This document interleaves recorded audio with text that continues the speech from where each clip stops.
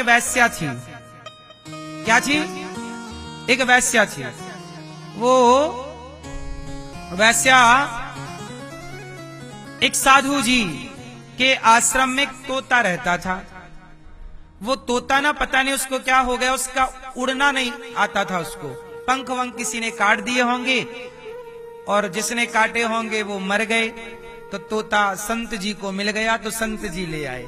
अब संत जी रोज दाना डालें, वो तोते को बुलाएं, बेटा बोलो राम सीताराम। अब तोता सीख गया, सीताराम सीताराम राधे श्याम श्रीमन नारायण। रोज जब सवेरा होए नारायण नारायण नारायण नारायण श्रीमन नारायण राम सीताराम तोता। अब कुछ दिन बाद साधु जी की भी हो गई मुक्ति, गए। अब साधु जी ने मरने के पहले वो तोता किससे दें, तो वहां से एक महिला गुजर रही थी और संयोग से वो महिला वैश्या थी। तो साधु जी ने बुलाया, ए यहाँ महिला आई, जी महाराज ये हमारा तोता है, अब हम मरना चाह रहे, हमारे मृत्यु का टाइम आ गया, अब हमें जाना है, पर ये हमारा तोता है, बहुत अच्छा राम राम जपता है, तुम इसे दाना देना, थोड़ा सेवा करना, ये तोते की भी जल्दी मुक्ति हो जाएगी, लेकिन इसके प्रभाव से तुम्हारी भी होगी, जाओ। वो बोली, महाराज मैं तो वैश्या हूं, मैं तो रोज पराये मर्द का संग करती हूँ, मैं तो बड़ी अपवित्र नारी हूँ, बड़ी पापनी हूँ, क्या मेरा उद्धार होगा? संत जी बोले, भगवान को शायद तेरा उद्धार ही करना हो, इसलिए तुझे मेरे पास भेजा, जा ये तोता जो कहे वो सुनती रहना और उसके संग तू भी बोला कर, जा। अब तोता ले आई वैश्या, बांध दिया। अब वो तो पुरुष आए तो वैश्या पुरुष के संग रहे मस्त। वो तोता सवेरा होए तो श्रीमन नारायण, शाम होए तो श्रीमन नारायण, दिन भर वो साधु का तोता श्रीमन नारायण। अब वो वैश्या ना सुनने लगी।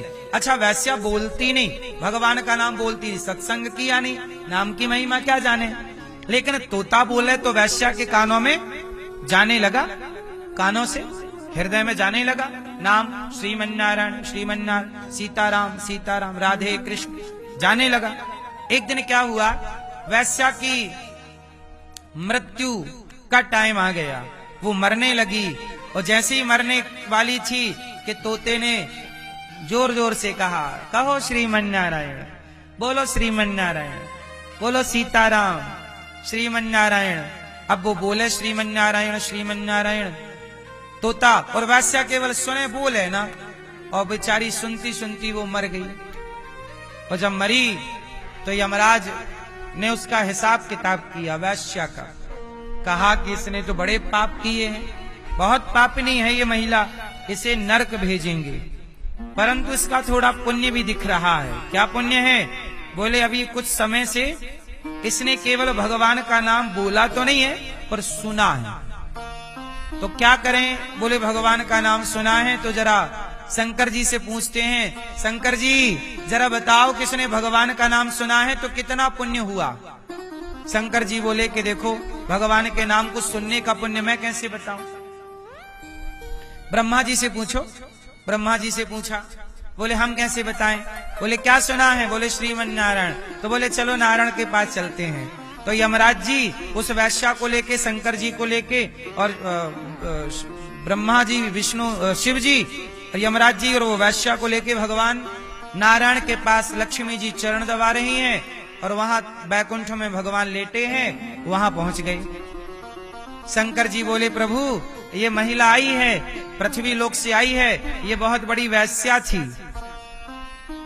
और तो भगवान बोले वैश्या थी तो यहाँ क्यों ले आए बैकुंठ में? बोले प्रभु इसने अपने कानों से, इसके घर में तोता था, उसने नारायण नारायण बोला और इसने सुना, और तभी इसके प्राण निकल गए। अब बताओ कि आपका नाम सुन के मरी है तो इसका फल क्या हो? भगवान मुस्कुराते हुए बोले फल क्या हो, मेरा नाम सुन के मरी है तो देखो बैकुंठ में खड़ी हो गई कि नहीं। इसे लेकर के ब्रह्मा आए हैं, इसे लेकर शिव आए हैं, जहां ब्रह्मा शिव और नारायण मेरा एक साथ दर्शन कर रही हो, यही इस नाम का महत्व है।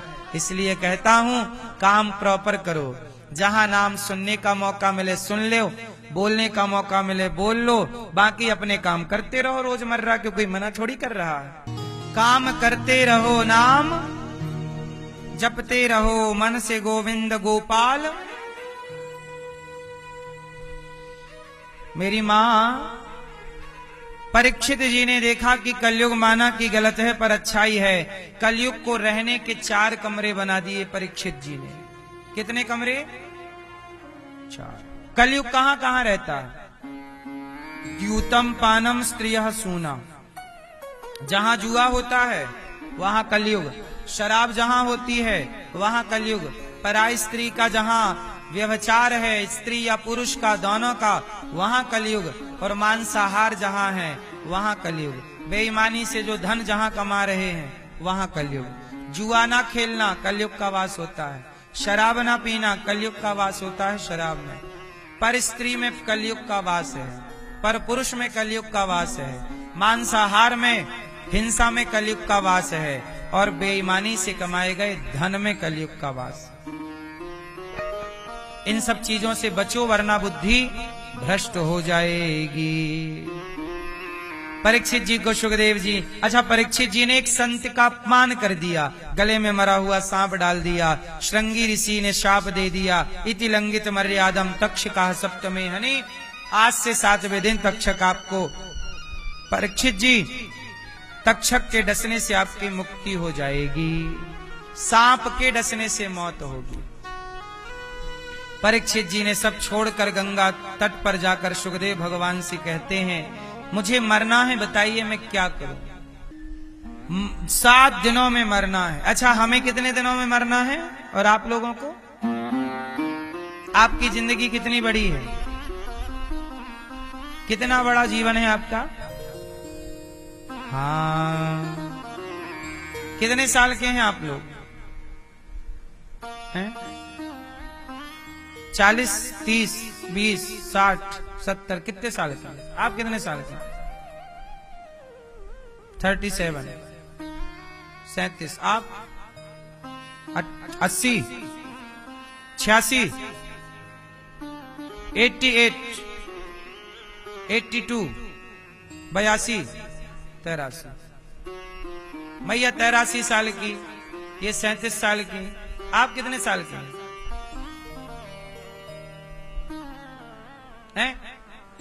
65, 65। दादाजी आप कितने साल के हैं?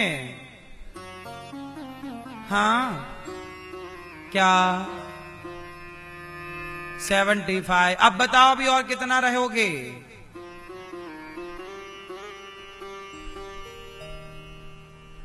आपको हंसी आ रही है?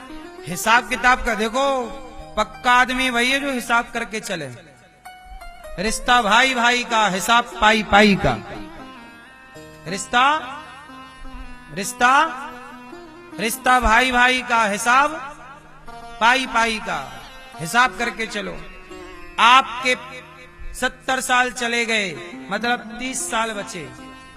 यदि 100 की आयु लेके आए हो तो बोलो हाँ। 100 तक आजकल कोई जाता नहीं है। आपके कितने टाइम बचा है? 65 के हो आप। कितने साल और हैं? 20 साल, 25 साल। नहीं क्या ये नहीं बोलो मैं नहीं पता। आओ हम पता कराते हैं। अधिक से अधिक हम सबकी उम्र कितनी है? 100।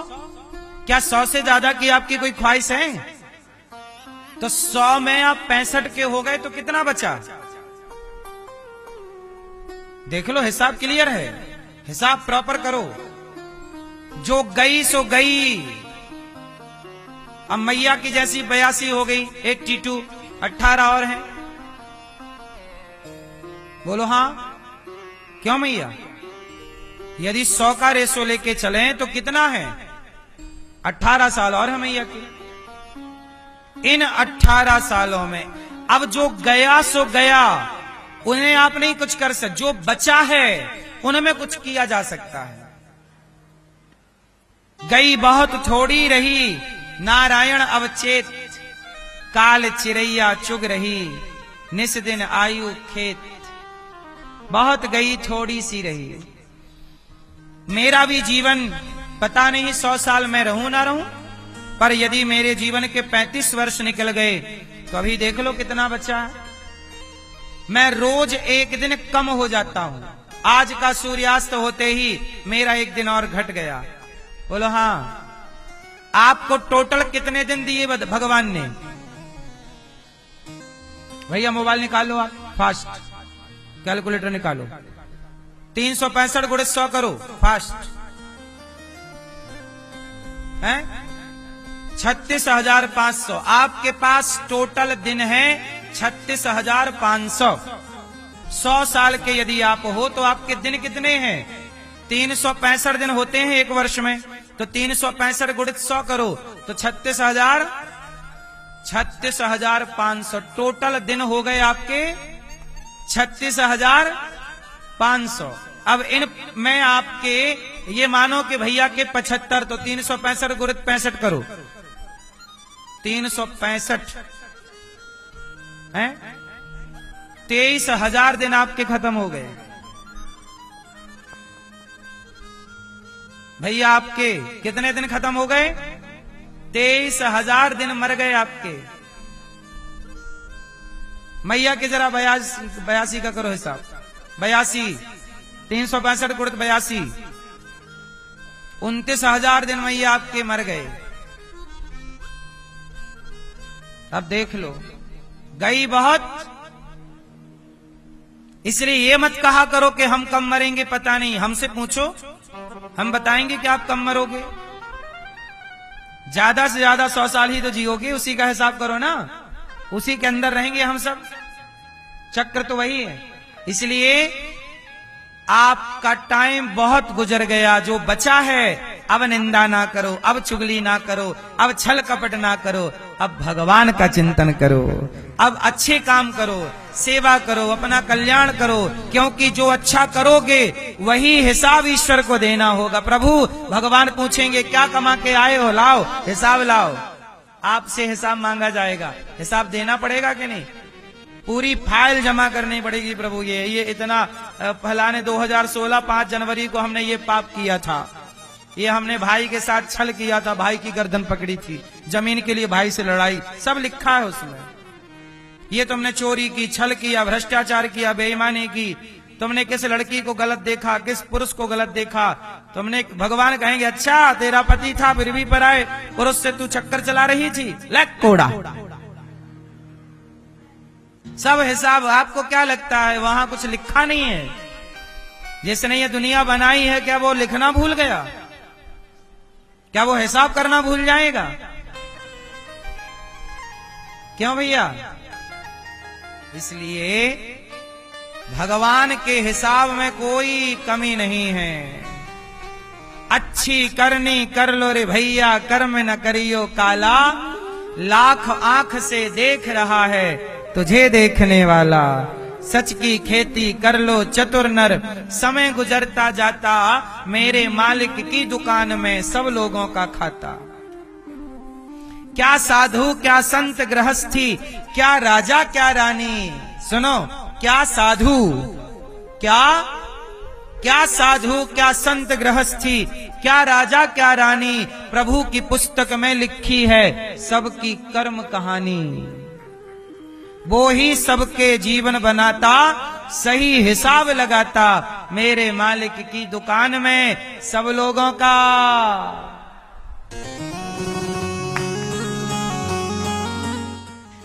कहां जाओगे आप कहां जाओगे भैया? मरने के बाद कहां जाने का मन है? नरक जाओगे कि स्वर्ग?